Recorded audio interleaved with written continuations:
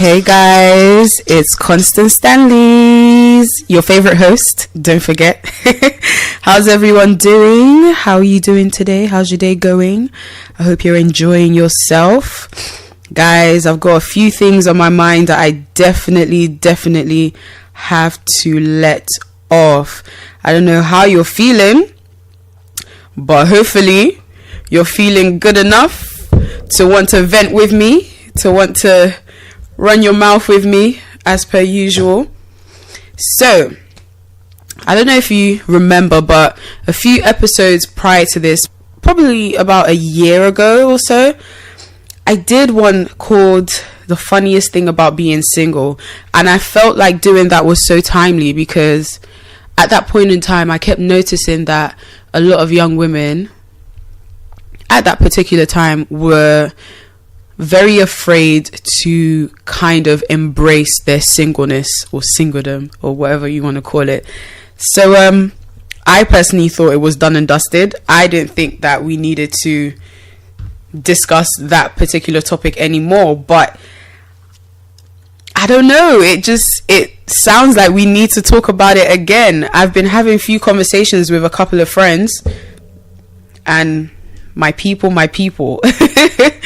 it's not that great. So before we get into that, I am your host on This Girl Vents, and of course you can always contact me on This Girl Vents at przfm.com. That is This Girl Vents at przfm.com. So feel free to just ask me any questions, any requests you want, and also my socials are at This Girl Vents, and you can also get me on cc_Stanleys.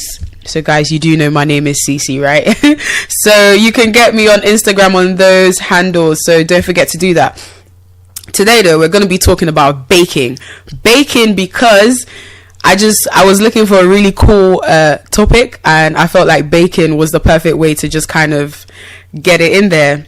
So like I said, the discomfort with being single or enjoying that particular season. So baking is the title because my main aim today is just to let y'all know that you're just being prepared for something new. You're just being prepared for something else. So, right, being single. Let's talk about seasons. So this is one thing I personally believe. I believe that whatever you go through in life is kind of like a preparation for something better. So I'm someone that doesn't really believe in coincidence. I believe that whatever you do kind of acts as or sets precedence for whatever's coming up later. So let me give an example. Me being single right now, for example, or not being with anyone seriously, is the time for me to explore my mindset or how I am with people or whatever the case may be, in order to prepare myself for something greater. For example, a serious relationship or marriage, for the Christians out there. So let me put it this way. A lot of the time when I see social media, when I hear comments from people, especially people from particular cultures, I'm African, and there is a particular label that comes with being single at a particular age, and it's not always positive, and I feel like overall there is this tag on being single, and it always has a negative connotation, basically. And I just feel like people are not being told to enjoy that season. It is a season, like it is a particular part of your life that you are supposed to live. You're not supposed to be under the weather throughout your entire single period. You're not supposed to just die there or be distressed or be depressed or feel suppressed or oppressed or the press. You're not supposed to feel like that. Naturally, the truth is that will happen. You might feel lonely at particular times, or you might just want someone to talk to, but it is worth saying that being single is not some type of curse or some type of punishment or whatever. It's just a time for you to get to know yourself better.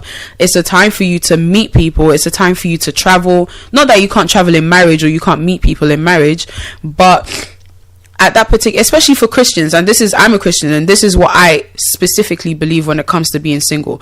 I believe that is a time that you actually dedicate to God. Naturally, that's how I see it.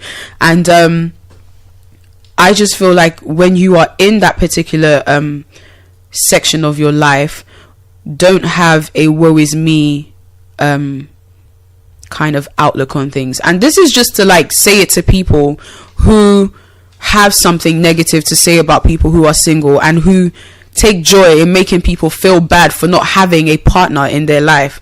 Listen up and listen good, yeah? Not everyone's timing is the same. I was going to speak about timing later on, but let me just bring it in now. Everyone's timing is very, very, very, very different. There's this thing that's said where it says all fingers are not equal. So if you look at your hands, you don't need both of them, just one. All your fingers, they're not all the same length, right? That's exactly how it is with human beings, with individuals. We are not all supposed to get married at 20. We're not all supposed to get married at 25. We're not all supposed to have kids by 28 or whatever. There is no set time for someone, especially when you don't know that person, especially when you are not that person. Every single person has their own season, and a season, for example, perfect summer for a lot of people who live in fortunate countries, who fortunately live in other countries. Summer, as in real summer with sun, sunshine, lasts a very long time. Now, us here in Britain, our summer is a little bit different because we are actually technically, legally still in summer right now.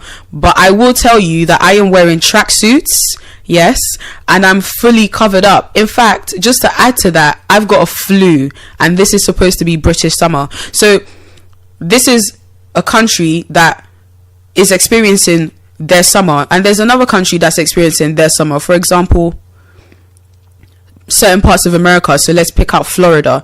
Their summer, I'm guessing, is probably much better than ours. They probably get to go to the beach more often, whereas we don't really have that in October or in September, and probably August as well, just probably a few sunny spells and whatever the case may be. So what I'm trying to say to everyone is that the timing, the season for everyone's life is significantly different, and is different so that everyone has a different understanding of themselves. Every single person gets to emerge as their own brand of champion, not just so that you can wake up and be exactly like your neighbor down the road, or so that you can wake up and be exactly like your parents. You don't even have to wake up and be exactly like your twin.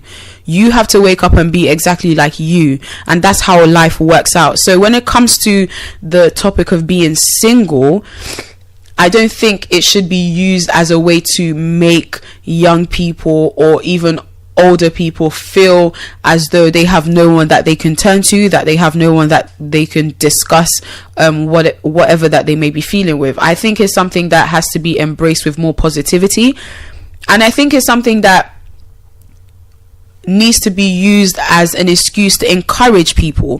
What am I trying to say? So you're telling someone, oh, you're single, you haven't had a man for how long, or whatever the case may be. What you're supposed to be telling them is, this is the opportunity, for you to get to know yourself better. This is the opportunity for you to explore parts of you that you never thought existed. This is an opportunity for you to travel the world and see new things, see new sights, make new friends. This is the opportunity for you to marry yourself. I said this the last time on a previous show on the funniest thing about being single.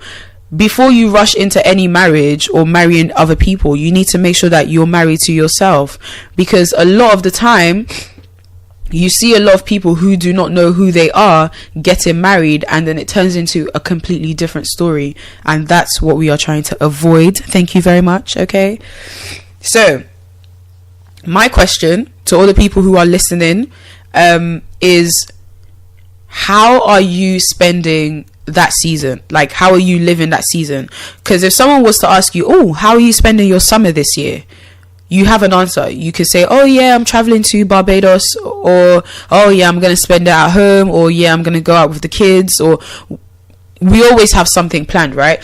Sometimes we even say, oh, I don't have anything planned, I'm just going to be at home.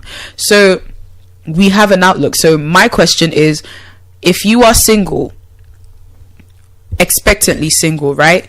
As in, if you have relationships in your future plans, if you have marriage in your future plans, how are you currently spending this season of you being single? Is it worthy of it being called a proper season? Sometimes you look back, there are some like summers that you remember.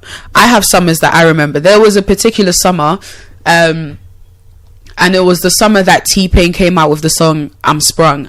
That summer was one of the worst and the best summers for me. One reason is because, aside from me being at home all day, I discovered that I had a huge love for musicals as well as old time movies, so classics. I'm talking like Marilyn Monroe, Cary Grant, Rock Hudson kind of movies. So that summer was significant to me because I remembered it, and it was worth it, because it engendered a like or a love for that kind of movie. And I find myself, when I meet people who have that same type of I don't know, like or whatever, we get along, because then I can have that conversation with that person and be totally comfortable, ask questions, answer questions. And that's why I'm bringing up, how are you spending the season of singleness? If you are single, like, what are you dedicating yourself to? How are you making sure that you're gonna look back and be like, okay, even though I'm married now, my single period wasn't one where I was just sulking, waiting for some prince or waiting for some princess to knock at my door and, sweep me away to some distant land, or I don't know, whatever is in your fairy tale and fantasy. So it's just that question: is it worth it the way you want to spend your singleness? I mean, my own opinion would be to do your living la vida loca, but I would say do that wisely as well. Like, I wouldn't say like take it as a chance to just be sleeping around or whatever. You know what, I wouldn't advise that personally. And that's another thing as well.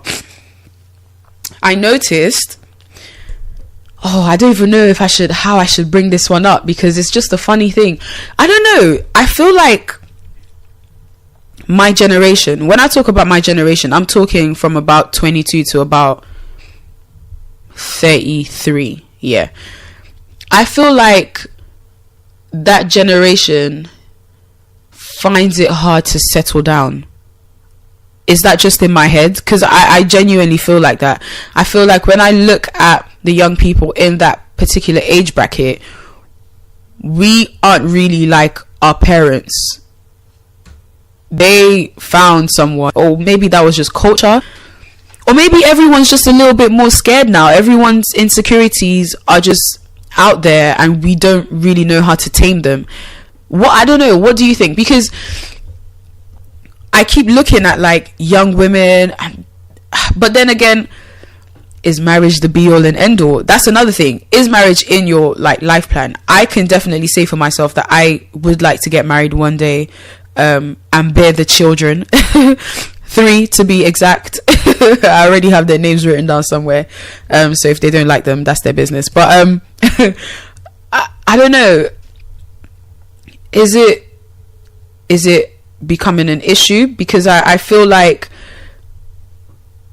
the older generation, let me talk about my parents' generation, they see it as something to be worried about, that we're not settling down as quickly as possible. Although there are those parents who are more understanding, and they're like, why don't you sort out your lifestyle, or when I say lifestyle, I'm talking about get a house, or whatever, like be independent, stand on your own 2 feet first, then you can look for someone.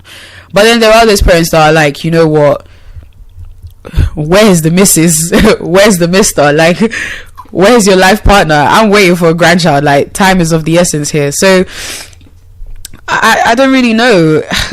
Are we slacking? Are we a bit more lax or relaxed when it comes to finding partners? Are we more afraid when it comes to finding life partners? Because we see a lot of memes where they're like, yeah, when I get married it's forever, which is what everyone said when they were getting married. I don't think anyone ever got married and said, you're just number 2, I don't really care, I'm gonna find someone else.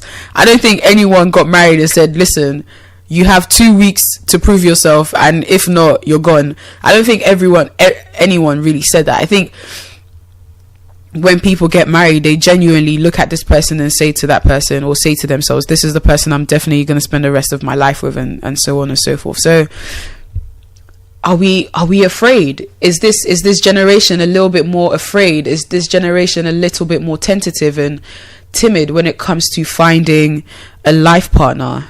I don't know, because there are a lot of us. I mean, there are those that are getting married, and sometimes I see them on social media and I'm like, oh, okay, well, your dress is ugly anyways. I'm joking, they all look nice. But it's just, I don't know. It's just that even amidst hearing all the people that, you know, are getting married and having children, I still have those conversations with women who are finding it a little bit difficult to find that person. And that was what kind of made me want to have this conversation. I had a conversation with a friend, and then I had a conversation with a couple of other friends, and the topic was pretty much the same. There was that fear, there was that like, oh my god, like, why is everyone looking at me just because I'm a particular age and I'm not married, or I don't have anyone in my life? It doesn't mean I'm gonna die a spinster and stuff like. By the way, you don't have to get married in this life. Marriage is not for everyone. This is something I keep saying. It's not. I don't think marriage is for every single person. Again, I will not advise you sleeping around. I'm just saying, I don't think marriage is designed for every single personality in this life. Just gonna put that out there. So now I saw this meme. So a meme, those funny little things on social media, and it was saying something like, a lot of women have wife written all over them but keep entertaining men who can't read. I thought that was very interesting. So you have wife written all over you, but you keep entertaining men who can't read. And I think it was supposed to be some type of like spoken word, very brilliant thing to have said. Oh yeah, like, you have wife written over, but you're entertaining men who can't read. I just feel like, I don't know, I'm of two minds about that. You have wife written all over you, but you are entertaining men who can't read. I don't know, does that really make you a wife if you're entertaining men who can't read what you're writing? Does that qualify you to be a, I don't, you know what? I don't know how I feel about that particular meme. But on that note, why I read that was because not everyone is yours. And I saw this thing where it was like it was this thing where it was talking about virginity or something like that, and it was giving virginity this high standard and whatever the case may be. And I thought that was really cool. But then they started bestowing values and virtues upon virgins, and I started thinking, there are a lot of people who aren't virgins but they have anger issues. There are a lot of people who are not virgins but they are terrible communicators, who are virgins, sorry, and are terrible communicators. So sometimes we might have wife written all over us, and the reason why we entertain people who can't read is because I feel that subconsciously we ascribe onto people virtues and values that they do not actually possess. What do I mean by that? You might see a guy that's really funny, so all of a sudden you decide that because he's really funny, he must be understanding, because he knows how to make you laugh, so he must be extremely understanding. And because he's understanding, okay, since he's extremely understanding, he must be a good listener. Now, so you've basically come up with so many different attributes to one person from that little thing that you know about them. You started ascribing qualities on this person that technically you don't really know anything about. And I think that it's a flaw that we're all likely to make. The reason why I'm saying it, though, the reason why I'm making mention of it, is just so that we are cautious not to actually do that. Just because someone has the most obvious qualities that people tend to like doesn't actually mean that that person is yours. I don't know if that makes any sense. Let me try and say that in a different way. So I like funny guys, but I've been in a relationship with a funny guy, and I realized that even though he was very funny, he had really bad anger problems. And it so turned out that I was a funny person as well. I still am, haha. But it also turned out that I was terrible at communicating. I was awful at it. So if you're ascribing all these qualities on someone based off of that little thing, that's why you keep entertaining guys who can't read. So you're writing wife all over you, and you're entertaining guys who can't read, and that's the reason why it's kind of silly to do that, to just bless someone with things that they don't actually have in this particular context, is what I'm saying. So I feel like we should just be really careful of that and not make the mistake of saying, yeah, because he has this particular quality, he's the one for me. And that leads me to another thing I was discussing with my girls, which is settling. This is a big one for me. Settling is a and I think that settling kind of ties in everything that I've been discussing. So the whole being single, the whole like having wife written all over you and not every man is yours. Settling for me ties with that virtues thing, because sometimes we see that little piece of light and then we immediately say, oh yeah, this is the guy I'm just gonna be with anyway. Since he's funny, he must be great. Like, so I'm just gonna spend the rest of my life with him. I'm just gonna be happy being with him. And I don't know if that's the best way to go. I'll use myself as an example. So I'm a Christian. It would be best for me to find a guy who is Christian, right? But as Christians know, if you are a Christian, you know that there are people who come to church every single Sunday but have no relationship with Christ. Therefore, it makes your calls are different, if that makes any sense. So you want to be with someone simply because you see that they're in church every Sunday and you worship God, right? But then you start discovering that this person actually has no living, breathing relationship with the God that you two are supposed to be serving, which technically means that both of you, your cores are different, right? So you don't really have as much in common as you thought you did, okay?